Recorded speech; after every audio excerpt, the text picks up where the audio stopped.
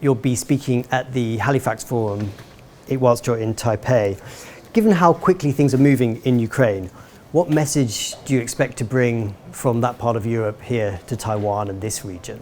The most important lesson that we learned during this war is that we need to have resilience and self-reliance, to be independent and strong. And then it wouldn't matter who wins elections in which country. We are a strong nation with very strong identity, with very strong determination to preserve our sovereignty, to preserve our democracy in Ukraine. Even if Donald Trump thinks that we should surrender to Russia or should surrender part of our country to Russia or completely to Russia, as he said, he doesn't care much because he said you might be Russian, you might be not. Well, my message is that in Ukraine we do care. We don't want to be Russian, and we will pursue this goal, this fight, which is lasting for centuries actually. And we will look for partnerships, for alliances with Europe, with Taiwan, with other democratic nations in the world. Disinformation has obviously been a big part of the conflict in Ukraine, and just recently Zelensky has said that Donald Trump is living in a disinformation space based on what his comments on the conflict in Ukraine. Does this mean the battle against disinformation on the Ukraine conflict is being lost, or? Well, Russia was very successful, unfortunately. I think what is important that the battle against disinformation inside Ukraine was won, so our people know the truth.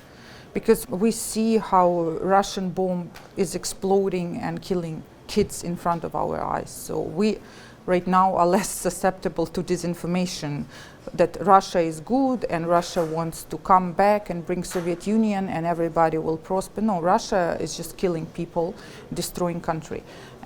So Donald Trump, he of course is broadcasting Russian disinformation right now, which is quite shocking.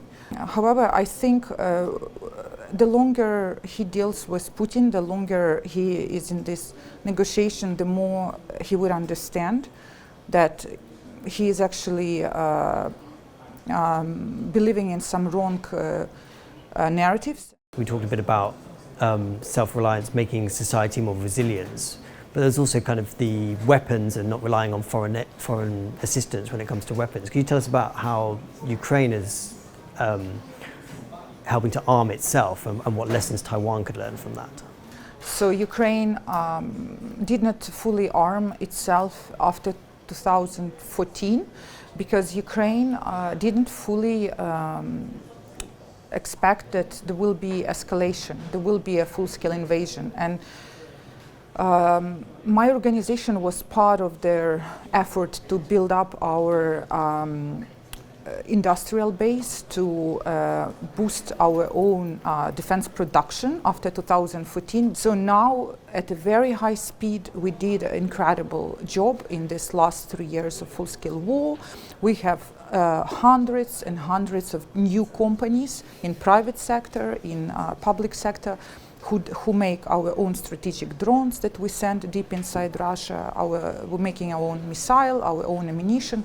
We're doing it now in emergency mode. Every 6 weeks we update, for example, our drone capabilities, our software settings, because we are in an arms race now with Russia. They adjust their weapon, we adjust their weapon.